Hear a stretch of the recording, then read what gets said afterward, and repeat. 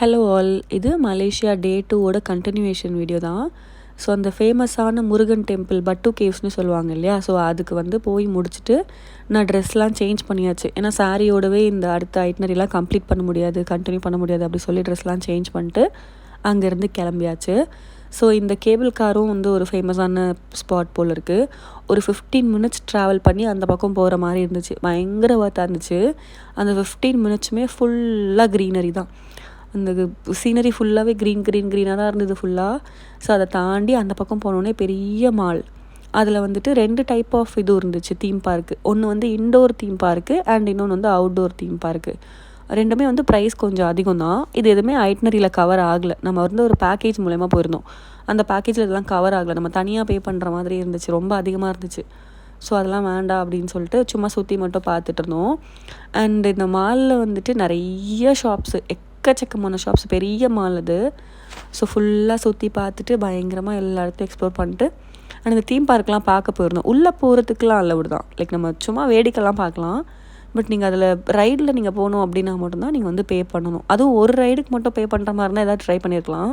இது வந்து மொத்தமாக அந்த மாலுக்கு ஃபுல்லாக வந்து எல்லாத்தையும் ப்ளே பண்ணுறதுக்கு தான் வந்து நம்ம பே பண்ணணும். ஸோ அது வேலைக்கு ஆகுதுன்னு சொல்லிட்டு நாங்கள் எதுவும் பண்ணல. ஸோ சாப்பிட்டுட்டு மட்டும் ரிட்டன் வந்து அதே கேபிள் காரில் இந்த பக்கம் வந்தாச்சு. இங்கேருந்து ட்ராவல் பண்ணி அந்த பக்கம் போய் அங்கேருந்து இந்த பக்கம் ட்ராவல் பண்ணி வந்துட்டு ஒரு சாக்லேட் ஃபேக்ட்ரிக்கு தான் கூட்டிகிட்டு போயிருந்தாங்க. இவர் இங்கே இருக்கிறவர் வந்து சும்மா அந்த சாக்லேட்லாம் எப்படி பண்ணுறோம் அப்படின்லாம் சொல்லி எக்ஸ்பிளைன்லாம் பண்ணிகிட்டு இருந்தார். ஸோ பண்ணிலாம் முடிச்சதுக்கப்புறம் உள்ளே போய் ஒரு சாக்லேட் நமக்கு வந்து ட்ரையல் கொடுத்துருந்தாங்க. சாப்பிட்டு பார்த்து பிடிச்சிருந்தா வாங்கிக்கோங்க அப்படின்னு சொல்லி. ஒரு சிலது நல்லா இருந்துச்சு, ஒரு சிலது உண்மையாகவே நல்லா இல்லை. ஸோ சாப்பிட்டுட்டு ரிட்டன் அங்கேருந்தும் கிளம்பி வெளில வந்துட்டு இந்த சிட்டி டூர் ஆஸ் யூஷுவல் என்னென்ன ஃபேமஸான இடமோ அதெல்லாம் வந்து சுற்றி பார்த்துட்டு இருந்தோம். ஸோ இந்த இடம் எல்லாமே வந்து ஃபோட்டோ எடுக்கிறதுக்கெல்லாம் பயங்கரமாக இருக்குது. அவ்வளோ அழகாக இருக்குது பில்டிங்ஸ் எல்லாம். நீங்கள் எங்கே நின்று ஃபோட்டோ எடுத்தாலும் அழகாக தெரியும். நம்ம அந்த மாதிரி தான் இருந்துச்சு. ஸோ எல்லாத்தையுமே வந்து கொஞ்சம் கொஞ்சமாக பார்த்துட்டு இருந்தோம். நம்ம கூடயே வந்து ஒரு கைடும் வருவாங்கள்ல, ஸோ அவங்க வந்து இந்த இடத்தோட ஹிஸ்ட்ரிஸ்லாம் சொல்லிட்டு இருந்தாங்க. இந்த இடத்துல வந்துட்டு 2 ஆறு வந்து ஜாயின் ஆகுதாமா, ஆப்போசிட் சைடு.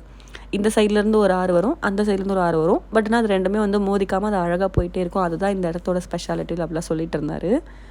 ஸோ அந்த இடம் முடிச்சதுக்கப்புறம் பக்கத்துலேயே வந்து இந்த ஷாப்பிங் சிட்டி ஒன்று இருந்துச்சு.